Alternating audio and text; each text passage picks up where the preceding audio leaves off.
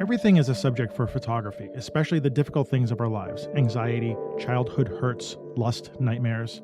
The things that cannot be seen are the most significant. They cannot be photographed, only suggested.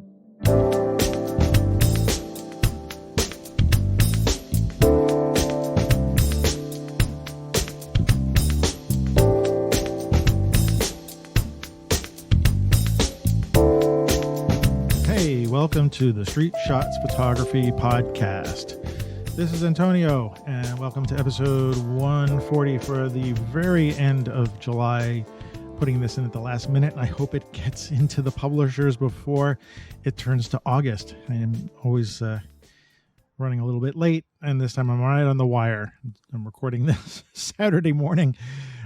So anyway, I'm alone this month. This episode, yeah, and Ward and I hopefully will get together sometime in August. It's hard for me to set up plans right now because there's a lot going on in my life, and I think there's a lot going on with Ward too. Well, hopefully we can talk about that together. So it's a little, it's always interesting to try to get everybody together at once, do a podcast. This podcasting stuff is hard.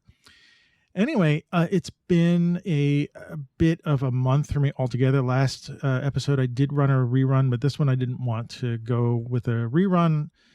I wanted to present myself today, this episode, so that you can hear what's going on as much as I could talk about it. So, some updates about me. This is a very personal podcast when it's me alone, although, me and Ward are pretty personal together. I know that. But you guys know, if you've been listening for a while, there's a lot going on in my life and with a family member who is not doing well health-wise. And we took a setback this month. So, it's a two steps forward, one step back kind of thing. So it really taking its toll on anxiety. In fact, the opening quote I found, I was looking for a quote about photography and anxiety, and I found that one from Dwayne Michaels, which I thought was kind of appropriate. It actually fit what I was sort of thinking about this month. But in just, the update in terms of personal stuff, taking care of family member, making sure they're okay. It's one thing to do it, personally, and it's another thing to just live with the anxiety about it. In fact, my anxiety levels have been sort of off the chart this month, mainly because of that and other things. I'm looking to get a full-time job, and I actually had an interview this past week. I can't mention where, and I'm having a second interview coming up, and so hopefully that will lead to something. If not, I'll just keep going. And also, I have some freelance work. If those of you who are in Brooklyn or in New York, if you attend the Celebrate Brooklyn concerts in Prospect Park, I'll be shooting those in terms of using the robotic cameras. So, maybe wave at me. I don't know if I'll see you. I'm in one of the booths operating the robotic camera. And that's actually a nice little gig that's going to last until the middle of September. It's a few nights a week. And it gets me to, out of my my little hole here, not a hole, but, gets me out and shooting again. But, to dive in a little bit, to what's going on, we're hearing that the variant is taking hold, and there's a lot of, anxiety about cases rising. And so I have to be ultra careful because of that. So that adds to my anxiety because I have a immunocompromised family member, and I need to be very careful. And, having had COVID in February and both of us getting that, and that being a real difficult situation. Anyway, you get the idea. This has been, it's been quite a month so far. And I was thinking about what kind of photography things could I possibly talk about in this state of mind. And I don't have anything new and breakthrough, just a couple of sort of events and noticing things go on. And I thought, well, you know what? This is the place to mention it. So I'm not going to keep you too long today. And I just want to go over, let's say, a couple of things. First of all, I have been increasing my book collection. And one of the things I want to do with Ward is just to do some book reviews and deep dives like we've done before. I really enjoy that. And if we can get the same books together and do that, I would like to do that. If you're into that, suggest some books maybe you want to hear us review and stuff. Maybe we already have it in our libraries. So that's one of the things I want to do as a plan. And so, yeah, I've been increasing my book collection. As you've probably heard, it's the one thing I'm buying. I haven't been buying any photography equipment. Actually, the only thing I bought photography wise was I have an old, I might have, you probably haven't seen this, but I have old Brownie box cameras from Kodak. And earlier in June, there was an event on Governor's Island in New York Harbor, and it was called the Jazz Age Lawn Party. And the idea of this is to go dressed up like the 20s, and you hear 20s music and you have a good time. And we were supposed to go last year, and it got canceled for the pandemic. And I probably mentioned this on an earlier show, but we had gone a couple of years ago. My wife and I go every year. And a couple of years ago, we got a tin type portrait made of us, which was really cool. I probably talked about that and put it in the show. And we were supposed to go last year, and then the one that just popped up in June was sort of a makeup for that one. So it was actually a smaller event. And really, it's going out and sitting on a lawn, listening to some old 20s music and looking around the people. And this was a smaller venue this year. There was less people and less vendors and stuff. But what I decided to do was give a shot to setting up my Brownie camera and taking it out and seeing if I can shoot with it. And that was really interesting because the Brownie camera takes, it actually could put 120 medium format film in it. But the reel that holds the film is a little bit bigger. The reel that holds the film for that camera is a little bit bigger than 120 roll film. So you have to buy these little spacers that increase the size of the 120 roll when you stick it in.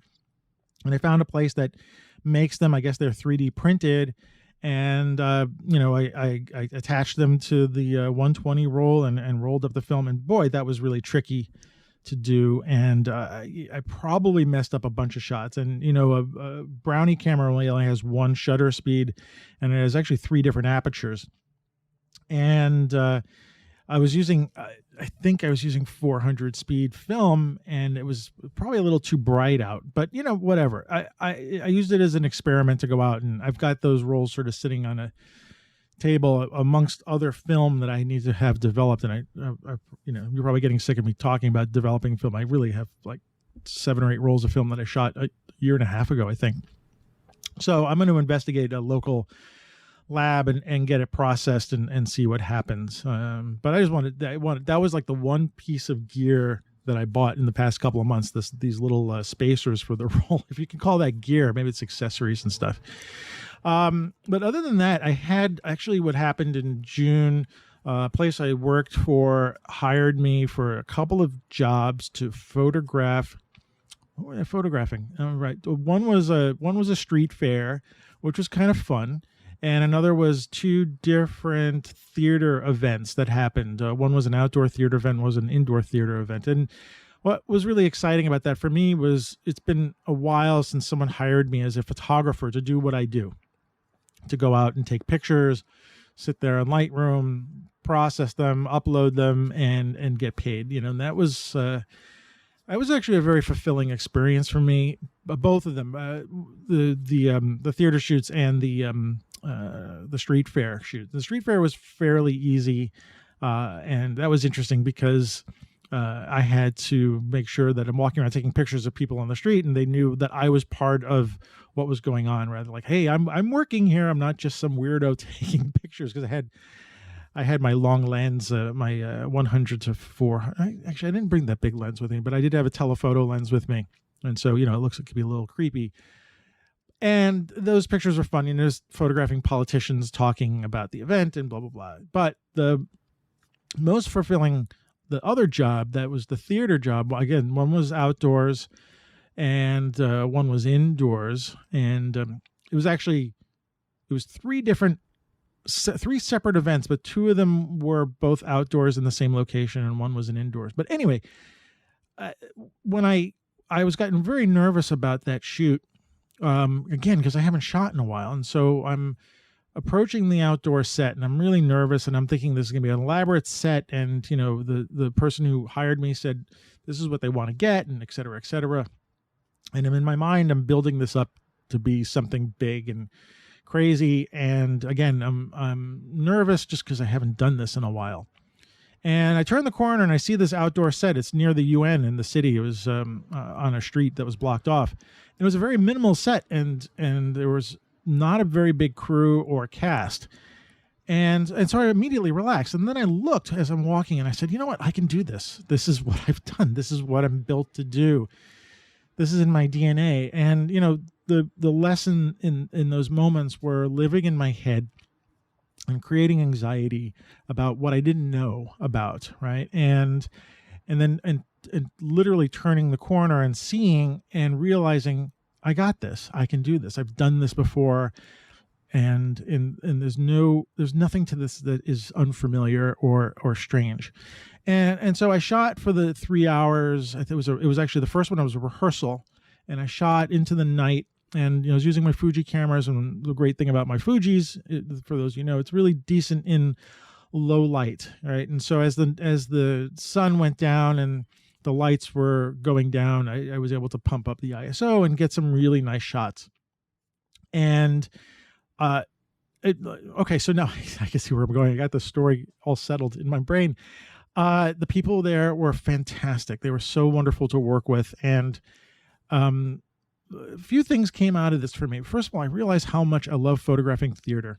I photographed dance before. I photographed theater, not a lot, but I've done that before. And, you know, even though this was outdoors and the set was an open set, you know, there was no stage per se. There was, but there was a construction of I won't get into it, but it was kind of open. It wasn't like there was a backstage and stairs leading up to it. It was an open set. And I can't actually share the pictures. But I'll tell you about this in a second. Why? I'm probably not going to put the pictures in the show notes. But, you know, I got to meet the writers, and I took some shots of the performers while they're performing.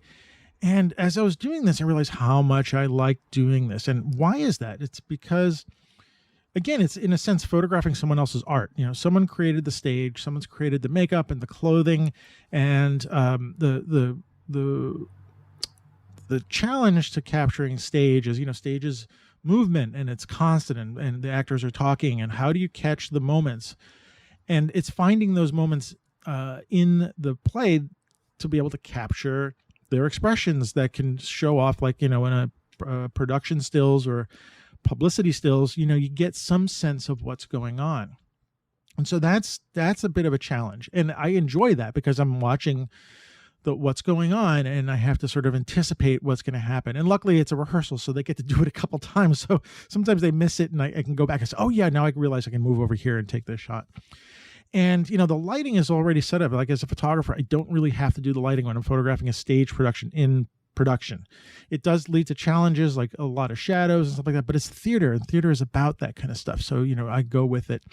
And of course the actors are all emoting, and so they're creating the effect, and I'm able to capture those moments. And so, you know, it's a staged event, right? You know, it's I'm in a sense not creating anything, I'm recording something, but I really, really enjoy that. And you know, I was saying to myself, boy, you know, if I could do this for the rest of my life, if I could shoot theater and stage productions, I'd be happy as a clam doing that. And you know, maybe that's something I'll pursue if I can find that. And you know, I know it's probably a hard thing to get into, and especially now in COVID with who knows what's going on with theaters again. You know, everybody's trying to open up again, but you know what I mean? It's something that perhaps, you know, would be great to try to do permanently. But anyway, you know, when I got the pictures back and I processed them in Lightroom, and oh wait, so yeah, there were two other theater events. One was indoors, and another one was at the same outdoor location. It was a different show. It was a one-person show, so there was no set. It was really just recording.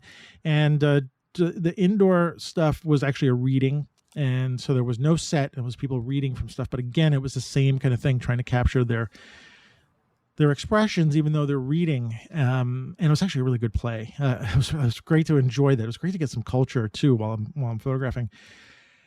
And I had full run of the indoor set, and it was COVID, so we all had to be masked up. It was because indoors we were COVID restrictions, except for the actors.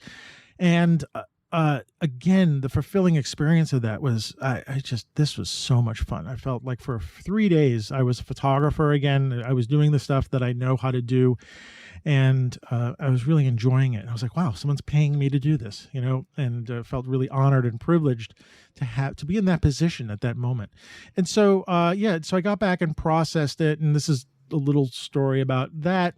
In that, like I said in the first shoot, as the light was going down, I was raising my ISO a little, and Fuji cameras do a pretty good job in low light, but there was sometimes I was shooting at 12,000 and the noise was a little high. And then this is not a review, but I do want to encourage you to look at the Topaz software. Let me just get it in front of me. Topaz Denoise AI, and even Topaz Sharpen AI. I mean, they come as a package.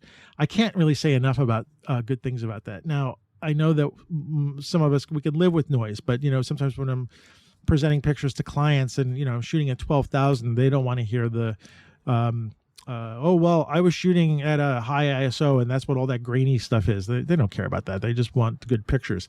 And I know the pictures that I was presenting to the clients here were going to probably be mostly used online for promotional and whatnot, but I still wanted to create the best as possible. So I took a couple of the shots that I thought were, selects that had high ISO, and I ran them through the the Topaz Denoise AI, and boy, they did a great result. They maintain detail in the faces, photographing people, and so I didn't want their faces to go too plasticky, and it really reduced the noise in the background and made the shots great. So if you can download demos of those, I highly recommend it. The fact I would get the 3 plugins. There's a denoise, there's a sharpen, and then there's a resampling. And those 3 things together, especially if you're using smaller sensors like APS-C or micro 4/3, having those as possibilities to mitigate some of the issues of the smaller sensors, especially when you're cropping into a shot. You have to enlarge and crop. I would think those are very good plugins to have in your toolbox. They don't work miracles on every shot. Sometimes it looks weird and you have to play around with it. But I think, now the noise is not an issue anymore. Anyway, that being said, like after I polished it up and sent them off in Dropbox and gave the client the link to Dropbox, and they were like, these are fantastic pictures. Thank you so much. And the whole thing was a package deal. I was done, and I was very fulfilled by that. And so it really felt that for, a small period of time, I was a photographer again.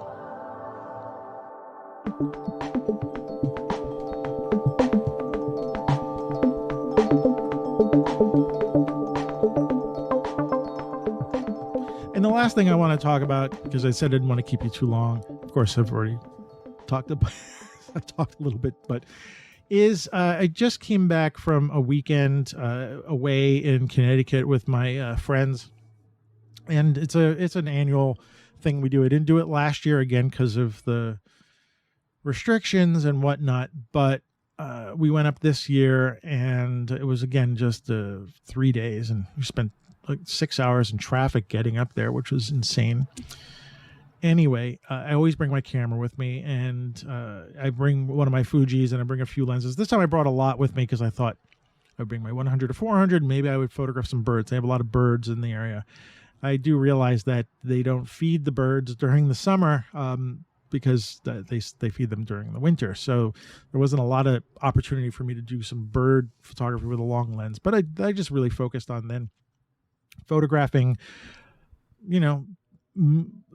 snapshots, but not, snapshots, but the kind of snapshots I would take with my Fuji and my 100 to 400, which is not a snapshot lens, but, or the 7 Artisans 35 millimeter f.095, more intimate kind of stuff. And, I came back, after the weekend and downloaded all the pictures, and I was using Lightroom on the not Lightroom Classic, but the Lightroom CC, the cloud-based one, because I like doing that for stuff that I don't know. It's hard. I can't get into this right now. I'm trying to figure out. There's a real kind of personality difference between Lightroom CC, or the cloud-based version, which is just called Lightroom, and then Lightroom Classic. And sometimes it's tough to figure out which one to use. I use Lightroom Classic to really organize and stuff, but I really like processing pictures on my iPad. And now that I can plug in my iPad and put in the raw files using a card reader, I do that a lot. And so I do use Lightroom, cloud-based Lightroom, for just a lot of my casual processing. Actually, though, I did use it for the processing of the pictures. Oh, wait, no. Sorry. I thought I did it for the theater stuff. No, but I actually did Lightroom Classic for that because it was a job and I wanted to package it. Anyway, so I shot stuff with the 7 Artisans. And I mentioned lenses because of just something I'm noticing when I'm looking at the pictures here. And maybe I'll post a couple of those. I really wanted to keep the pictures intimate. And again, it's me and my wife and my friends, right? And I don't want to be, I'm not there to be I'm there to enjoy and relax and have fun with my friends. And I have my camera and I lift it up every now and then when I see something to take a picture of, or like we went for ice cream, or, taking a picture of the barbecue and stuff like that, just to keep it fun. And I have a record of that weekend, and, I can post the pictures on Facebook and they can all share them. And it's the thing that we all do. And I'm looking at the pictures and I sort of packaged them as, I put them in an album so that I could share on my iPhone. And, so they're, if you look at the pictures separately, it's a picture of a chicken and it's a picture of barbecue, a chicken, like a chicken, right? One chicken giving me the stink eye at a farm because we went to this ice cream. Actually, all the ice cream places in Connecticut seem to have farms attached to them. Anyway, and it was, the atmosphere as a chicken, a drink on a table, the flag they hang on their house, the moon, the dog looking at a baby Yoda Grogu doll. It's the snapshotty, intimate kind of pictures. And I packaged them all together, put them in an album and share them on Facebook and my iPhone and et cetera, et cetera. And everybody says, and this is not to pat myself on the back, but everybody says that you've captured the feeling of the weekend. This is what you've done. And I was like, what is it about the pictures? What is it about how I photograph them? What is it about that gives that feeling across? And I'm still kind of trying to work on that. And I'll post some of these pictures in the show notes so that you can see, because these I don't know. Well, you'll see some of the shots. Why not? Because they're fun. And if you follow me on Facebook, you'll know the pictures. I did post some of them on Twitter. So if you follow me on Twitter, I posted a selection of them. But there's something about being able to do that with friends and make it a sort of an experiment in terms of being very creative and taking creative pictures and putting some energy in that, not just making them snapshots. And there are snapshots in there, and there's snapshots in this album, and they meld really nicely with the other pictures. It does make a fabric of the weekend for me, and maybe for other people who are like looking over my shoulders and seeing the pictures I share, can get a sense of how I view these 3 days, and how time stretches for me in those 3 days. And I think part of that is the actual me taking pictures, like, because when I'm taking pictures, I'm always present, right? I often feel present when I'm taking photographs, and that really helps my anxiety levels a lot, to drop down, and to have this sort of, intimate account of what happened in these 3 days. And of course, it's not every minute of the day, but you get an overall sense. And to me, that's what was important to, like, I do this all the time when I go to these kind of things, and I spend a few days that I love taking these kind of pictures, and the lenses that I use really helped do that. I mean, of course, I'm using a shallow depth of field when I'm doing the 7 Artisans 35 millimeter lens, and also when I'm doing the Fuji 100 to 400. They're isolating things, and so the weekend, looking at the pictures, you're seeing little isolations of things, and that's kind of how I viewed the weekend. There are little pockets that I see and I appreciate, and that help sort of slow me down and, relax me a little bit and bring the anxiety level down. And then the snapshots sort of capture the overall, the group shot of all of us, that I set up, or the shot of us in the car driving to the ice cream place, but these, the barbecue shots, I got these, we were grilling some chicken, and how important that was to look at that chicken on the grill. Sorry, vegans and vegetarians, but to look at that and say, this is what I'm focusing on. This is the picture of, let me just say, the picture of, I'm looking here. I took a picture of a vase on one of on the table in their dining room, and it was really low light, and I used the 7 Artisans to brighten it up, and it really did do a good job. But it's these little details that I know when I'm there, I'm looking at, and that's what draws me to take a picture of them. And that's kind of helping me to appreciate the time that I'm there, and I'm not trying to fill in, do everything. We go up there to relax and hang out, and we just eat and talk and have ice cream and play with the dogs and cats and talk some more, and that's it. And there are these little pockets of enjoyment that are in that whole experience, and I try to capture that when I'm photographing. And so, snapshotty, very personal to me. I hope it's good photography. It seems to look like good photography to me. And, is it portfolio worthy? I don't know. Some of it is, I think. But what kind of portfolio for me? I got a shot of a bee flying off of a flower. And that's not the kind of photography I do all the time. I like the picture. And, if you're listening to, you've probably seen a bazillion shots like this. I don't do it all the time. I don't photograph bees flying off of flowers.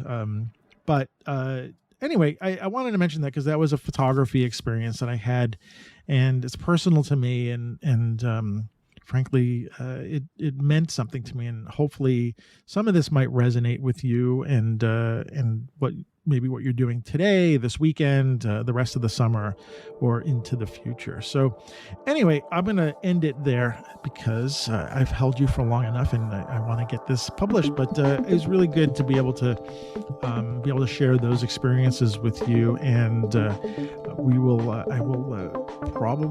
I'll definitely be back in August, middle of August. We'll see what goes on.